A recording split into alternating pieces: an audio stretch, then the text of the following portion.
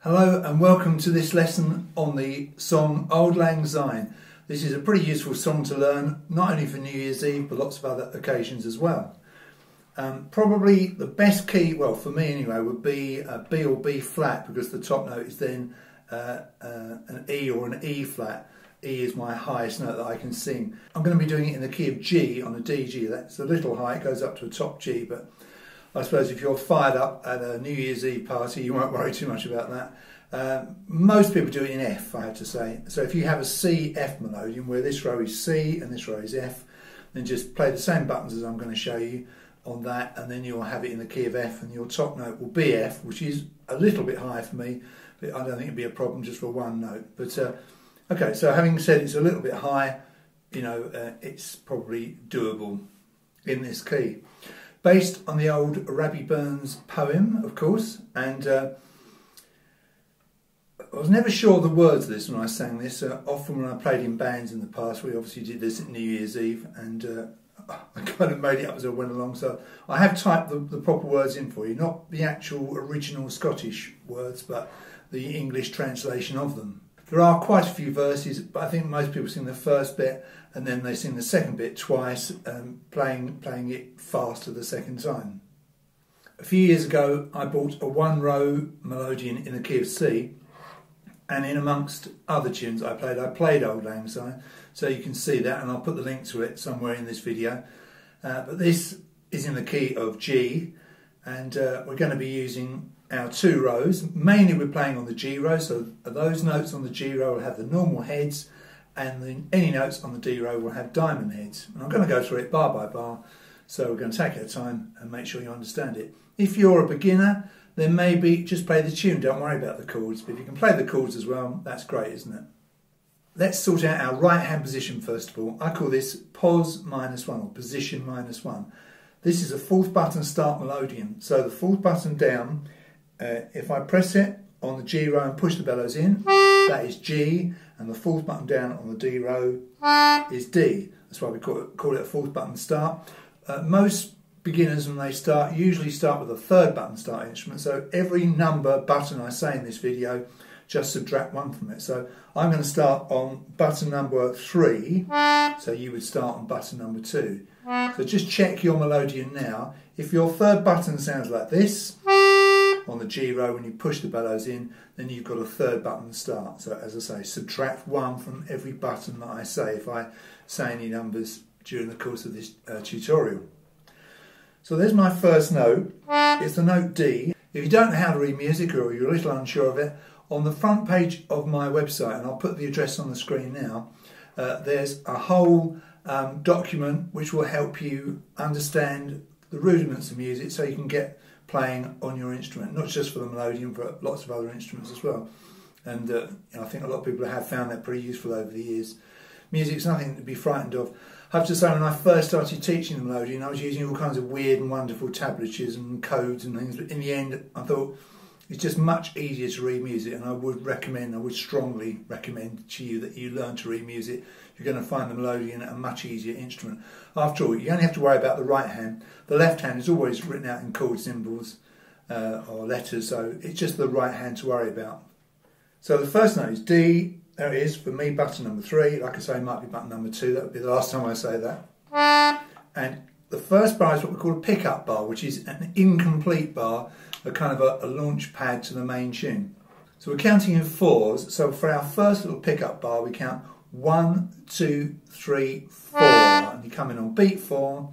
As you play that D, it's on the push, and that's for the word should, and then you drop to the next stave. You see I've isolated that little pickup bar just to emphasise that fact, and then you drop to the next stave and to bar number 1. The pickup bar is called bar 0 on my music, so bar number 1 is where it says old acquaintance. And you simply drop to the button below that. And if I play that button and push in, like I said earlier in the video, this is the note G, the root note of the key of G major, and we do this. Nice easy bar, G, G, G, B. So 3 Gs, and then we drop to the button below that, and still pushing in, we get a B note. Finger 2 on the G, finger 3 on the B. Now the timing there, dotted crotchet, quaver, crotchet, crotchet, counted 1, 2, and 3, 4. Dotted crotchet takes up the whole of beat 1 and half of beat 2. The quaver on the ac of acquaintance is on the and count of 2, and then the final 2 notes are on beats 3 and 4. A dot, by the way, to the side of the note adds on half the value again. So pretty easy, I think. Now above you can see capital letter G, lowercase letter g, capital letter G, lowercase g. And that is G bass, G cool, G bass, G cool. G bass is the one down the bottom here on the outside row. I use my little finger. I'm a little unusual there. I think probably most people just use 3 fingers, but I use 1 finger per button because I find that logical. But you know, a lot of people I know don't. Some people just use 2 fingers. It's whatever works for you. So I use my little finger on the G bass note, which is a single. It's actually not a single note, you can hear it's in octaves, but it's basically 1 note. And the G chord is the little G, and that's the button directly above that, which I use my 3rd finger on. Now please note that I play the first right hand note with that G bass note, and then I play the G chord before I play the next G, that quaver, on the ac of acquaintance. So it's... So while that dotted crotchet is ringing on, you play the G chord, and then for the final 2 crotchets of the bar, you play the G bass G chord again. So from the beginning, it's 1, 2, 3. Now before you start, make sure that you've got enough air in your bellows to deal with that pickup bar and the first main bar. Because if you start the bellows practically shut, you get this. Gone. See? So you don't have to go crazy and put it, you know, right out as far as it'll go, but enough to give you enough air to play those first few notes. It's a lot of forward thinking playing the Melodeon, like it is lots of instruments. One of the things I always used to tell my kids at school when I was teaching them to play the guitar is think ahead. Think ahead, always be ready, looking ahead to see what's coming so you don't fall over. So nice easy pick-up bar on first full bar. Here's bar number 2 now. Now, I'm going to give you an option on that last note. I'm going to show you the way I do it first of all, and then I'm going to show you an alternative way of doing it. So the note is A. It's button number 4. It's our kind of root button, but on the pull gives us the A. Notice the timing is the same. Dotted crotchet, quaver, 2 crotchets. And I play the A on the pull. Then I push in again to get the G. And I pull out again to get the A. And the final note of the bar, you'll see, has a rather unusual head. It's got a diamond head. So on my music, and this is peculiar to my music, it means it's on the D row. It's actually here. On my Melodeon, it's button 5. Okay? And I'm using my little finger on that, still pulling. So it's... Now, did you notice the difference there? For the second and third notes, I didn't repress the button. Have another look. And when I do that, I put a dagger underneath the note. It means that I'm playing the note not by repressing the button, but just by reversing the direction of the bellows. A lot of Melodeon players don't like that. They like to sound every single note by pressing individually for each note. And that's absolutely fine. but it's what I tend to do quite a lot. It's not really laziness, I actually like the sound of it. I like this kind of soft attack you get on the note. But it's entirely up to you. And again there, with the bass, you've got the bass note on the first note, the dotted crotchet. Then you've got the chord while that dotted crotchet is ringing. And then you've got the bass note and the chord again on the last two crochets of the bar.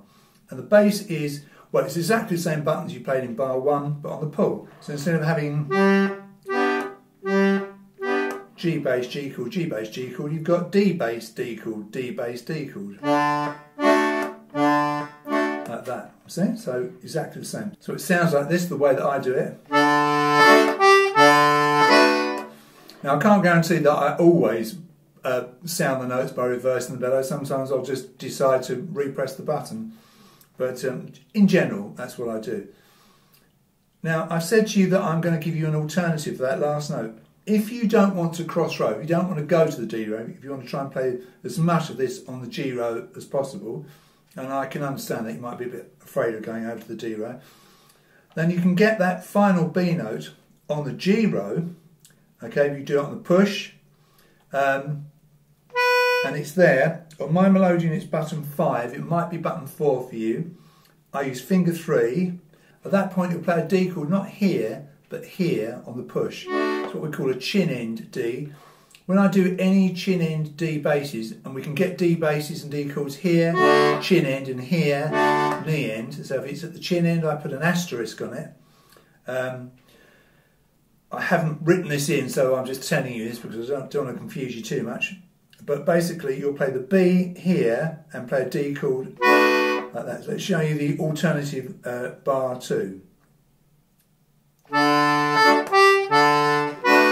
that, see? So there's swings and roundabouts there. I mean, you've got to come up to this D chord all the way up here.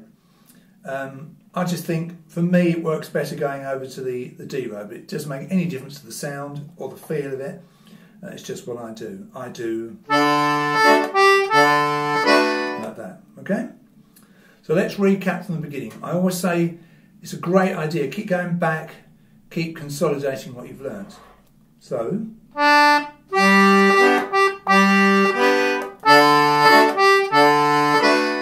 okay, so it's beginning to take shape. You can hear the tune coming, can't you?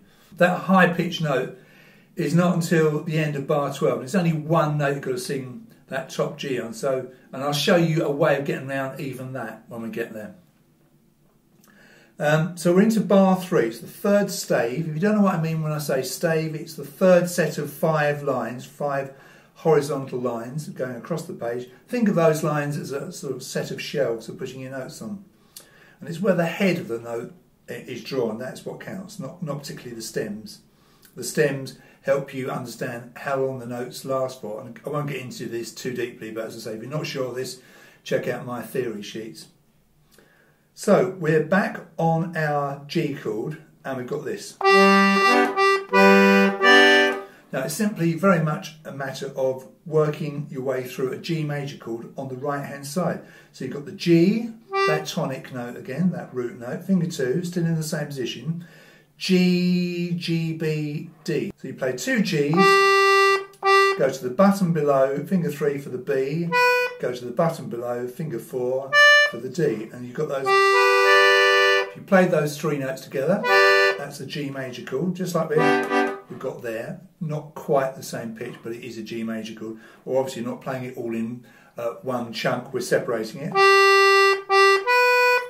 And you can probably see, once again, for the third bar running, we've got dotted crotchet, quaver, crotchet, crotchet. So 1, 2, and 3, 4. Okay?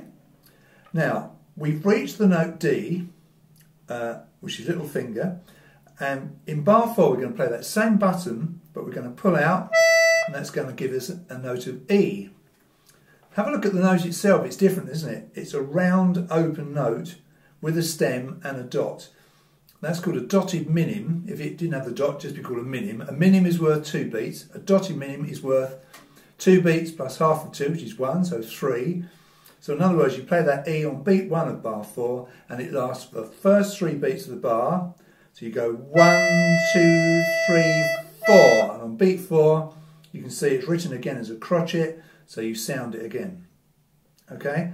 Now while you're doing that, you've got a different bass, haven't you? C bass is down here. It's button 4 on the inside row. Again, I use my little finger on that, although you don't have to. And the C chord directly above that, and I use my third finger. Now we get C bass and C chord on the pull, and also on the push. Okay, and we will be doing a C bass on the push a bit later on, but we're doing it on the pull here. And you play that note of E while you play C bass, C chord, C bass, and when you play the C chord, remember the chords are the lowercase letters. I always think that's a bit confusing. I was quite surprised when I first started playing the Melodeon and discovered that most people write the chords as a lowercase, and I found that pretty confusing, I must admit. But I've sort of stuck with that convention because I don't want to confuse you. And the capital letter is the bass note, so the chord is the lowercase. The final E note in bar 4 is played at the same time as you play that C chord. Let's recap. I'll count you in with a 3. Pull the bellows out. Get your first finger on this note D. Just check it. I often do that before I play a tune. Just make sure I've got the first note right. Nothing worse than, you know, somebody counts you in and you start off on the wrong note. So 1, 2, 3.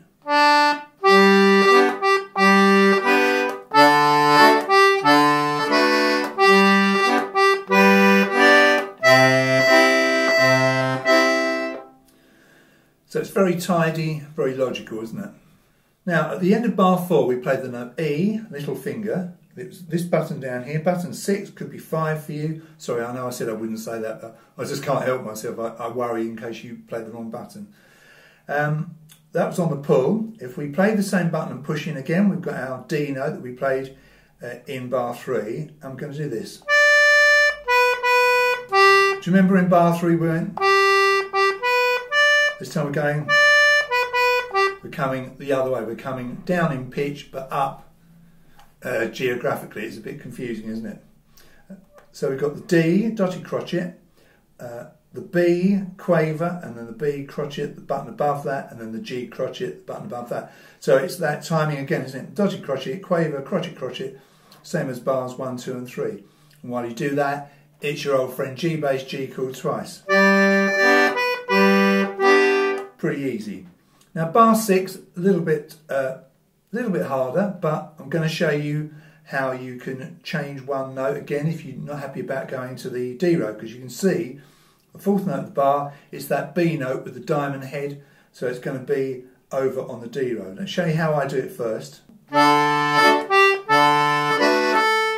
So you can see I've got my second finger on the note A, I press the button down, pull out to get the A, and then literally just hang on to the button as I push and pull.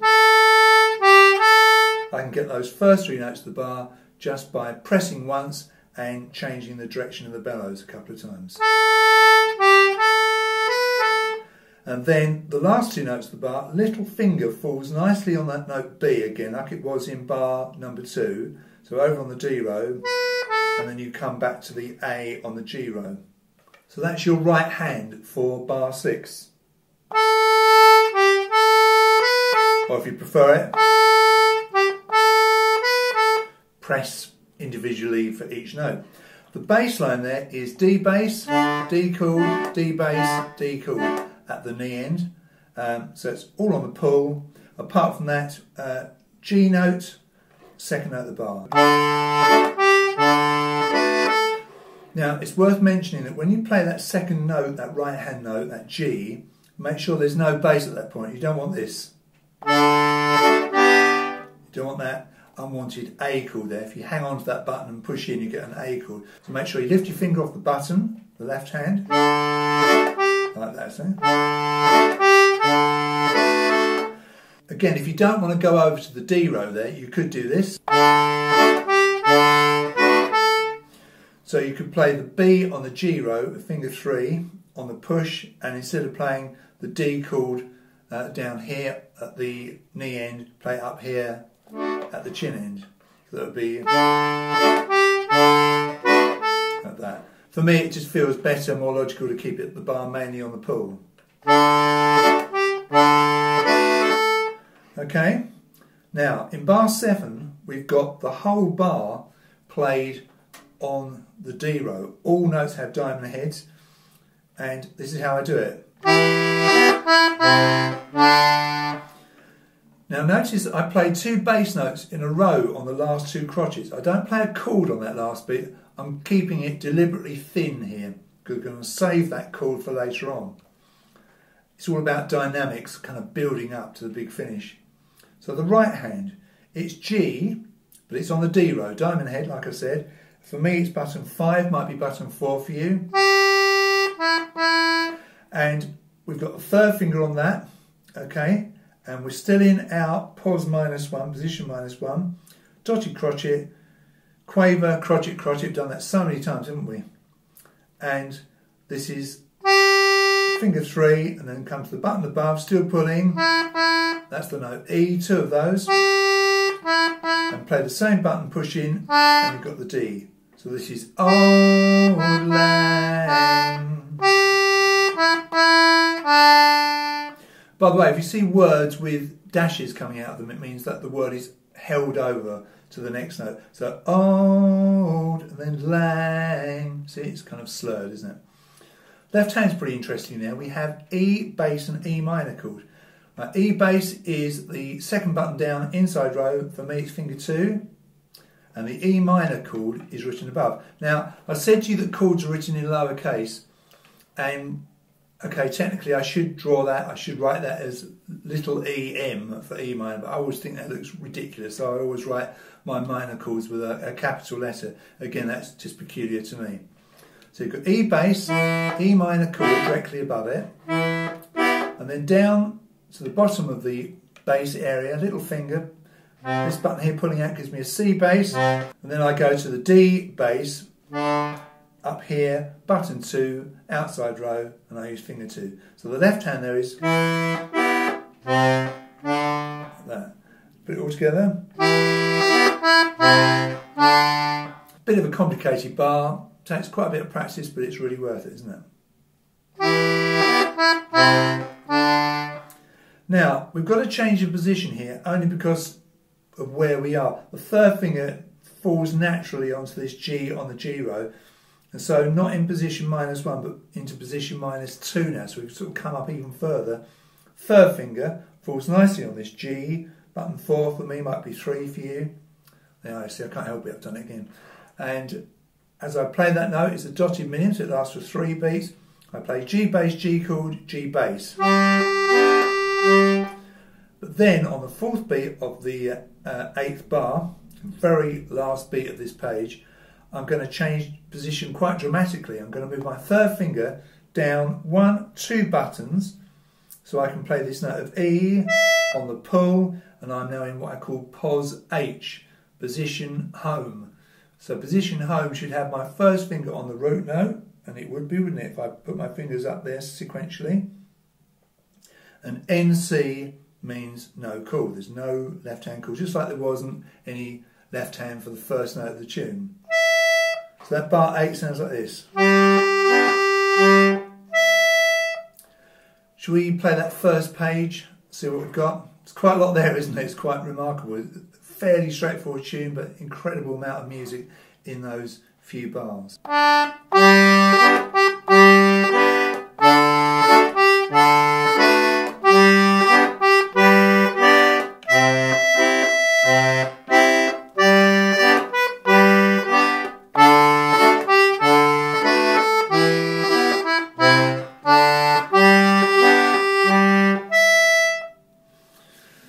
I must admit, I was a little bit unsure of the tune.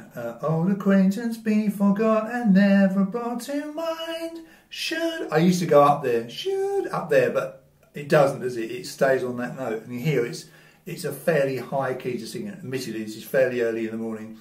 Having had a few beers at midnight on New Year's Eve, I might be able to sing a bit higher with a bit more comfort, but even so, it's still a bit high. I mean, as I say, if you've got a B flat, E flat Melodeon, where this row is B flat, this row is E flat, it's absolutely perfect key-wise. You're playing E flat, your top note is E flat, and it's, you know, not a struggle at all. A little bit higher this, but, you know, really at a party, no one's going to care. They're going to just laugh, even if they strain their voices a little bit.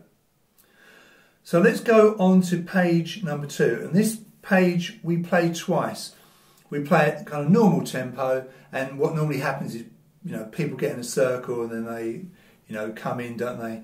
They all kind of walk in or dance in, and it kind of speeds up. I'll probably just do it the same speed twice, but just bear that in mind, that it might go fast the second time. So you might need to practice it so you can keep up the speed. So I've just played this note on the end of bar 8. This note that didn't have any bass, no chord, NC. It's an E on the pull. So at the beginning of bar 9, we're going to play the same button we played at the end of bar 8. We're going to push in to get the D. Now we've played this bar before, haven't we? We played it in bar 5, but the only difference is the fingering. Because we've changed position, we're in position home, it's fingers 3, 2 and 1. Now, some people might think I'm a bit fussy about fingers. I mean, usually you can sort of bodge around and use any old fingers you like, and that's of course fine if you want to do that. But I like to be logical. I'm a teacher, that's what I've done all my life, so I always try and look for the best way of doing it. And so for me here, I would use fingers 3, 2 and 1 rather than 4, 3 and 2 as you did before. So it's D, B, B, G, all on the pull, and you've got your G bass G chord twice behind that. We're going to do the same thing here in bar 10 that we did in bar 6. We're going to do this A, G, A. So press once, use the bellows to change the direction to sound the other two notes. So you'll see 2 daggers underneath the G and the A. The words are my dear. So you've got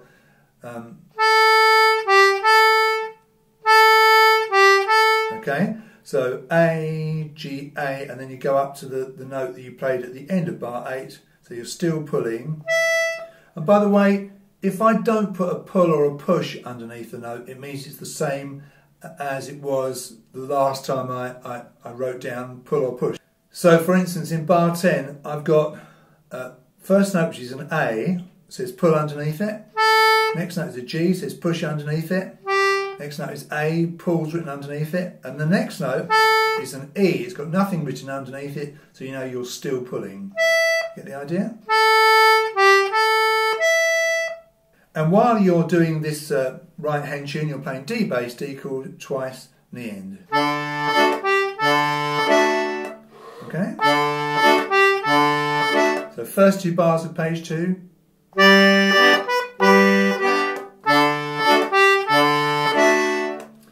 Now bar 11, okay, now this is very simple, isn't it? It's very similar to bar 9. Instead of going down to the note G, come back to the D. And G bass G chord, it's our old friend dotty crotchet, quaver, crotchet, crotchet. Loads of those on there. How many of those are there? 1, 2, 3, 4, 5, 6, 7, 8, 9, 10 bars out of 17 bars all have the same timing. So we have D, B, B, D.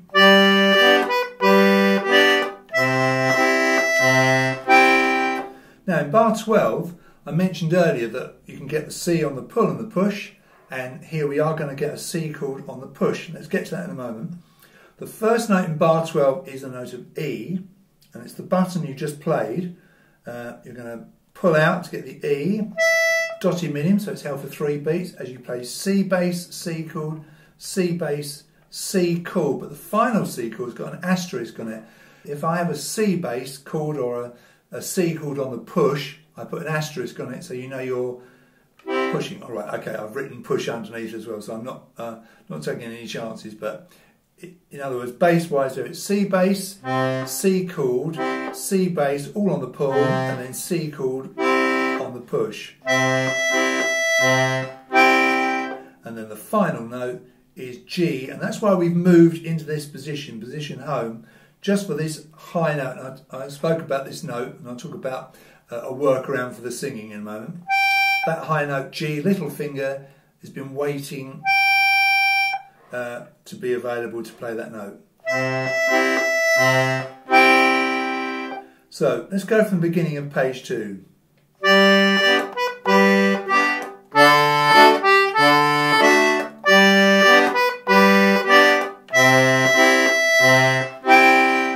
Right, so the singing there.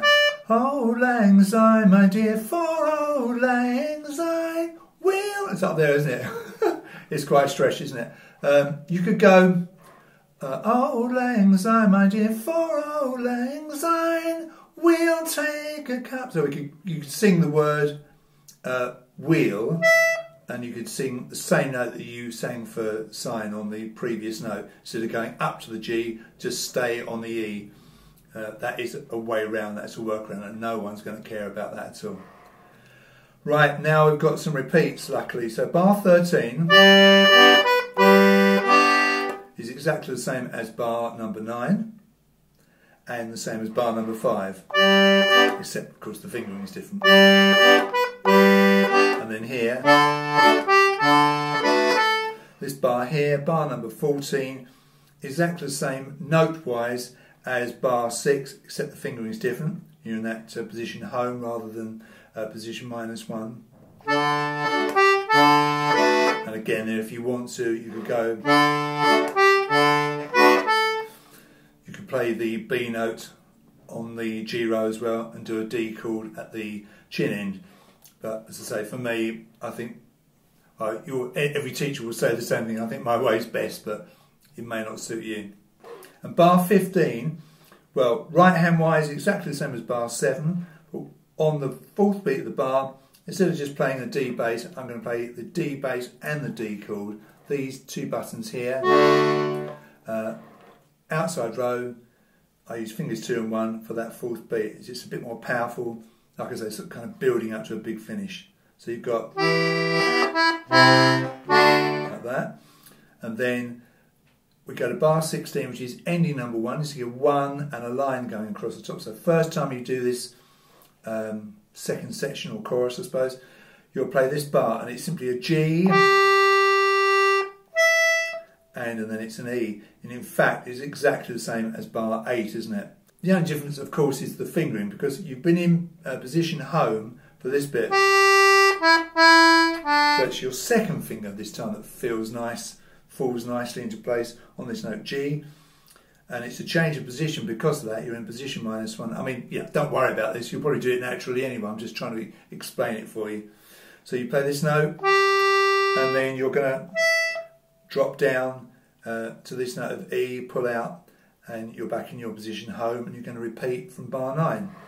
And in that bar, you're going to do G bass, G chord, G bass, but no chord on the 4th beat, exactly the same as bar 8, which is to say different fingers. And that's for the word for, and then you come through again.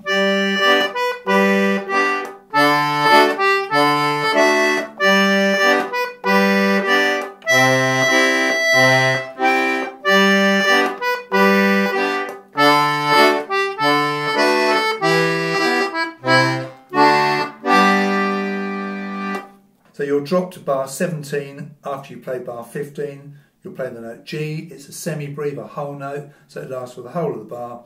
And while you're playing that note, you play G bass and G chord together. And yeah, hold on to the note and the chord for as long as you like. It doesn't have to be just 4 beats. And of course, you're in position -1 then. So I'm going to play the whole thing through for you now. And just to remind you, we do page 1. And then we do page 2 twice with the 2 endings, and that should do you fine. I don't think I've ever been anywhere on New Year's Eve where they've sung all the verses. It's only ever been the bit that kind of everyone knows, or they think they know. So here we go.